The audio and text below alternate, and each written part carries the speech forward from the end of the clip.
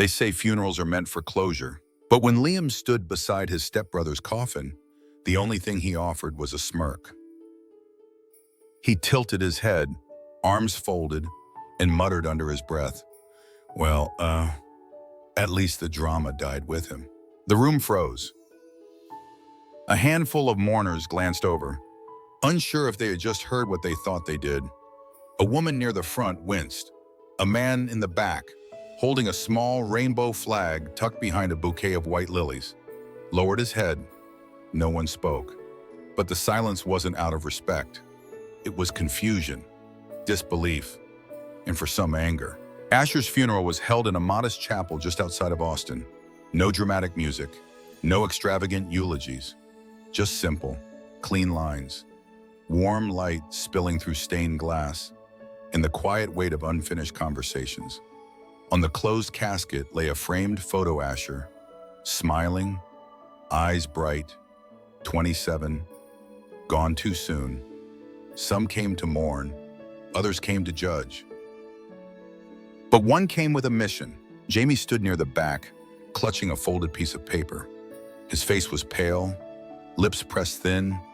He had not cried, not yet, but his hands trembled slightly, not from grief, but from restraint. When the pastor asked if anyone would like to speak, Jamie stepped forward, slow but certain, like every step cost him something. He stopped just before the altar, looked at Liam, then back at the casket, and he spoke not in anger, but in clarity. "I wasn't going to say anything today. I thought silence would be the last gift I could give Asher. But then I heard a laugh."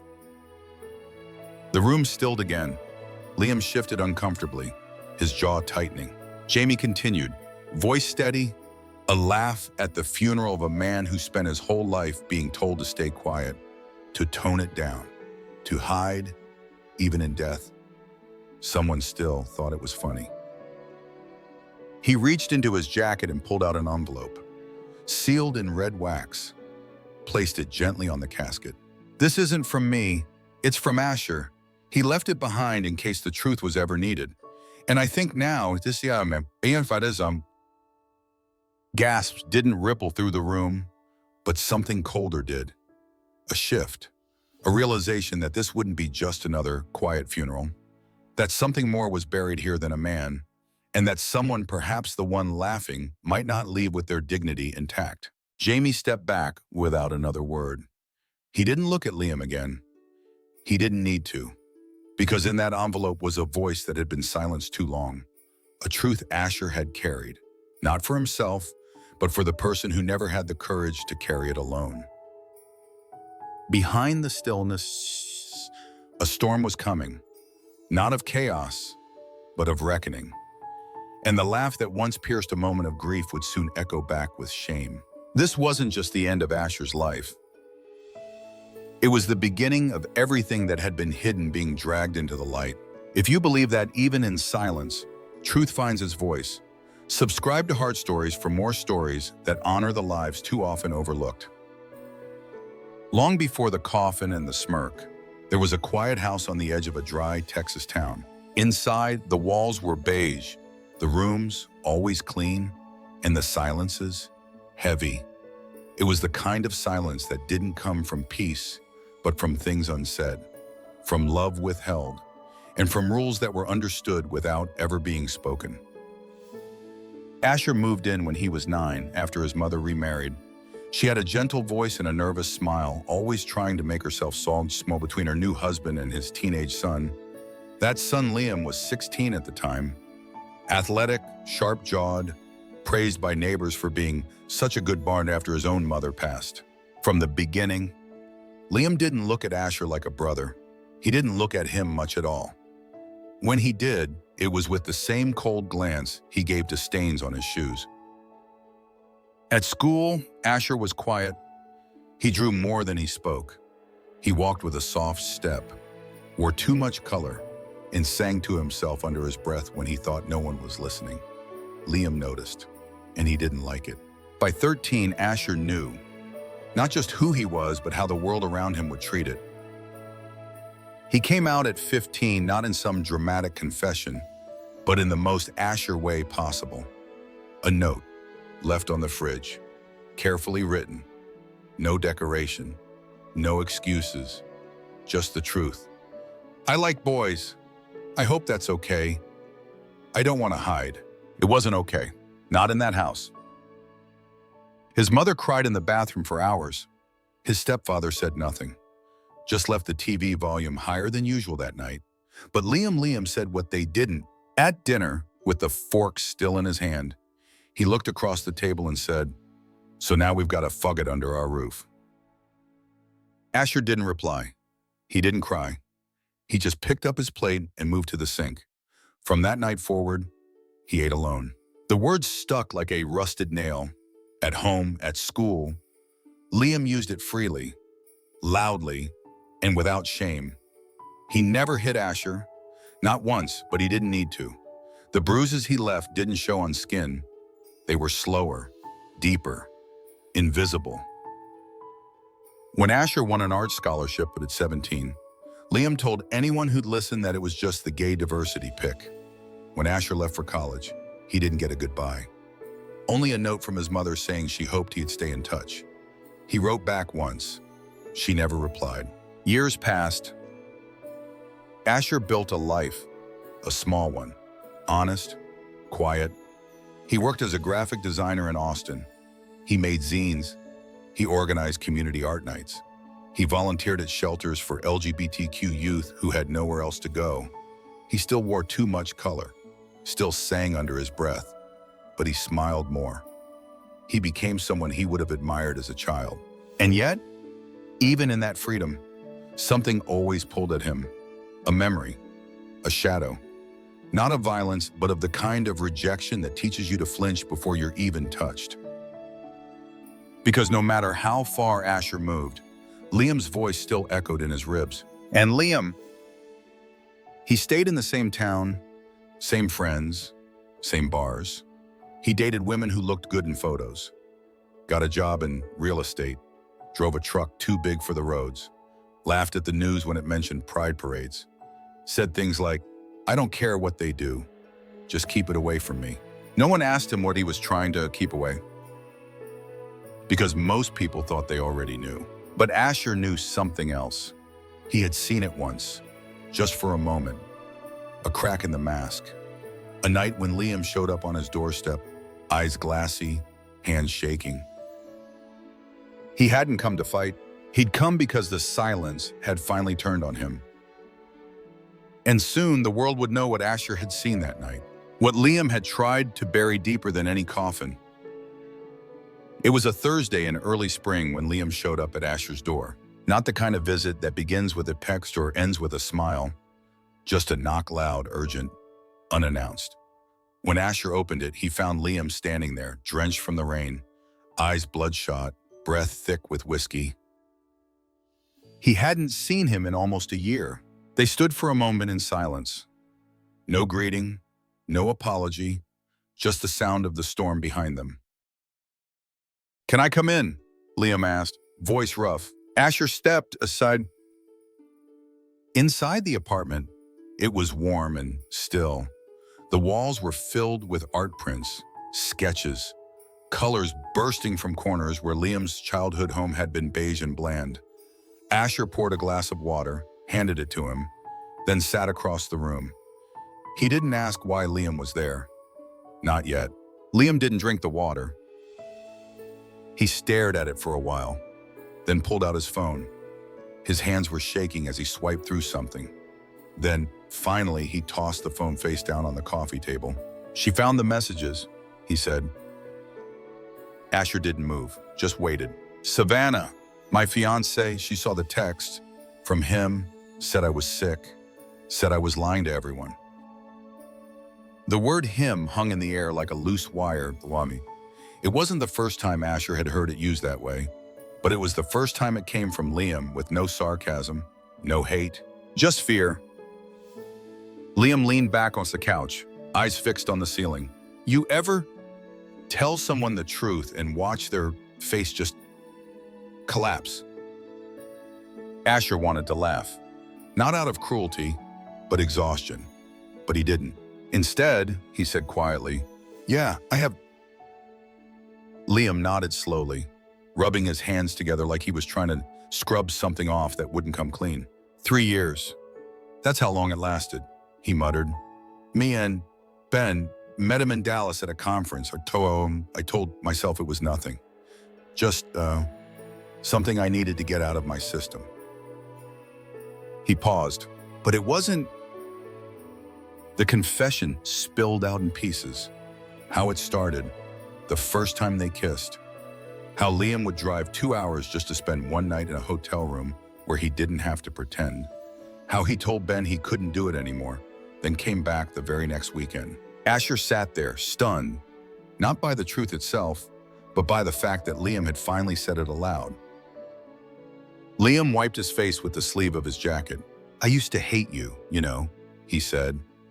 Not because you were gay, because you weren't afraid to be."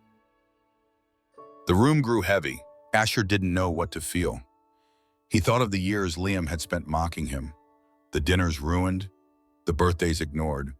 The school counselor who once called home because Liam had told classmates that Asher was trying to look at him in the locker room. And now, this. Liam, broken, exhausted, saying the very thing Asher had always suspected, but never thought he'd hear. "I don't want to go back," Liam whispered, "to pretending, but I can't. I don't know how to live like you do." Out loud. Asher walked into the kitchen and returned with a folded blanket. He handed it to Liam without a word. "You can crash here tonight," he said softly. Liam nodded, didn't say thank you. He just laid down on the couch, turned toward the wall, and pulled the blanket over his shoulders. Asher turned out the light and walked into his room, but he didn't sleep. He stared at the ceiling, listening to the rain, wondering if forgiveness could ever bloom from a place so poisoned, and if truth, once spoken, could ever be enough to undo all the years of silence. He didn't know it yet, but that night Asher would later describe as the turning point. Not because it healed anything, but because for the first time, Liam cracked.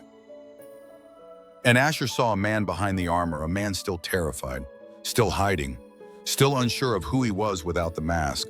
It wasn't redemption, but it was the beginning of something real. And real, Asher believed, was always better than perfect. 7 days after the funeral, Jamie received an email. The subject line was simple: "If I'm not here anymore." His hands froze on the mouse. The address was familiar. Asher's old account, the one they'd used during their first year together when life was simpler, when they still believed there would always be time. The message had no body, only a cloud drive link. Jamie clicked. Inside was a single folder labeled "Deliver if needed," and inside that documents, voice recordings, scanned letters, photos, and a video labeled simply "For Liam." Jamie's breath caught. He had known Asher was thoughtful. He had known Asher prepared for things no one wanted to imagine. But this was deliberate, surgical, a final act of clarity from someone who had spent his life navigating through fog. He pressed play on the first audio file. Asher's voice filled the room, calm, measured, unmistakably his. If you're hearing this, it means something happened. I'm not here. And I guess it also means Liam couldn't resist being Liam, even in death. Jamie closed his eyes. "I didn't leave these files to shame anyone," the voice continued. "But if the people who hurt me get to control the story, then what was the point of surviving it all?" The next clip was different, rawer. It was a recording from the night Liam came to Asher's apartment. Asher must have started the audio after Liam passed out on the couch, capturing the quiet that followed his confession. And then faintly Liam's voice again, slurring, barely coherent. "I wish I could have been like you," he mumbled. "You lived out loud. I just lied. Lied to them, lied to her, lied to myself." There were tears in the voice, real ones, not performative, not crafted for sympathy, just a man unraveling. Another file contained screenshots, messages between Liam and a man named Ben, intimate texts, dates, I miss yous, flights booked under fake names. One message from Ben stood out. I waited for you for 3 years, but you were too afraid of losing a lie. Jamie clicked through folders in silence. There were more, a scanned letter Asher had written to his mother but never sent, explaining how, even though she never said she stopped loving him, he could feel it every time she chose quiet over standing up for him. A photo from Pride 2018, blurry but unmistakable, Liam and Ben together, walking side by side, their fingers brushing, smiles cautious but real. In a locked PDF labeled Final Instructions, Asher had written, if Liam dares to laugh at my coffin, let him face himself. I won't be around to speak. So let this speak for me. I don't want revenge. I want truth. Let it be public. Let it be heard. Let him decide if it's shame or freedom. Jamie sat in the dark for a long time. It wasn't about exposing Liam. It wasn't about humiliation. It was about something deeper. A legacy, a correction, a man whose story had been bent and buried, finally demanding that it stand upright. Jamie contacted the family lawyer, the one Asher had mentioned years ago when they discussed wills and hospital directives. The man listened, asked questions, then said quietly, I believe he knew exactly what he was doing. Asher's legal will had been updated just 6 months before the accident. Everything was in order. A letter to the lawyer, clear instructions, specific language about Liam, about the recordings, about the public reading. This wasn't spite, it was strategy. Jamie delivered the files. The lawyer filed the documents with the appropriate parties. And somewhere in the distance, the walls that Liam had built to hide behind began to crack. Not with noise, not with fire, but with quiet, unstoppable truth. Because even in death, Asher's voice lived on. Not to destroy, but to remind that silence is never safety. And truth, once spoken, can echo louder than any accusation. The chapel was quiet again, not because it was over, but because something was coming. Asher's lawyer, a composed man in his 60s with silver hair and a blue folder, stood near the front.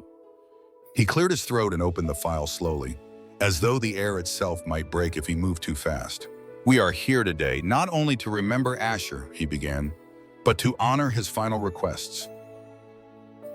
There was no pulpit, no sermon, just truth, neatly typed, sealed, time-stamped, all legal, all deliberate. He read Asher's letter aloud.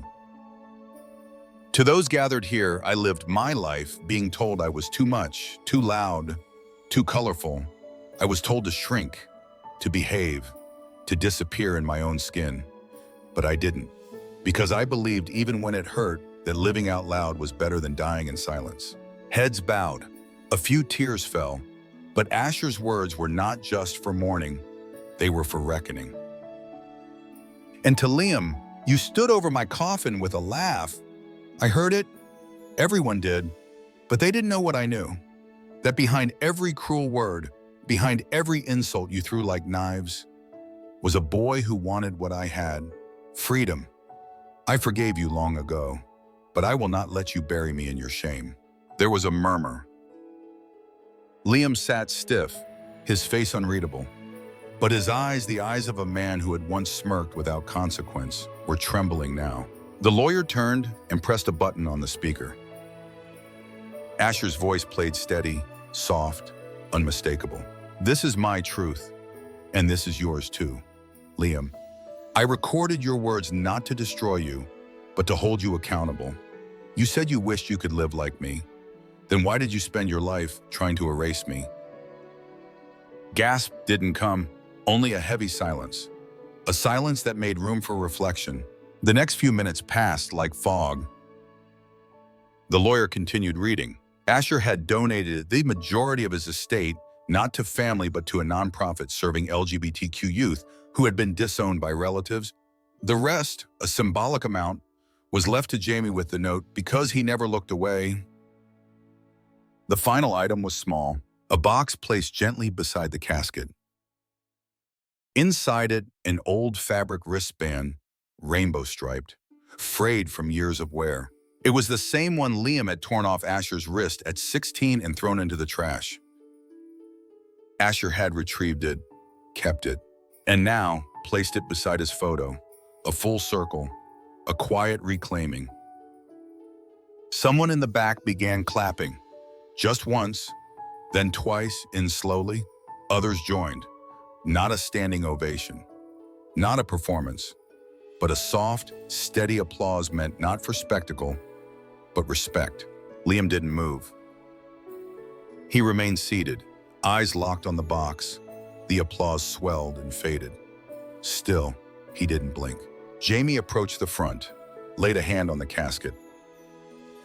He didn't speak to Liam. He didn't need to. He spoke to Asher. "Your voice is louder now than it ever was." And then he walked away. Outside, the sky was soft gray. A breeze moved gently through the chapel doors. The guests spilled out, some silent, some tearful, some changed. Liam sat alone long after the room emptied. Not because he didn't care, but because now he could no longer pretend he didn't. He looked at the casket, then at the rainbow band, then down at his hands, as if he was realizing for the first time that the cost of hiding wasn't safety, it was solitude. And Asher, he had left behind the one thing Liam never could give himself: permission to exist. Out loud, freely, without shame. Have you ever stayed silent just to protect someone else's comfort? Maybe it's time to let truth speak for itself. Subscribe to Heart Stories, where silence is broken and every voice matters.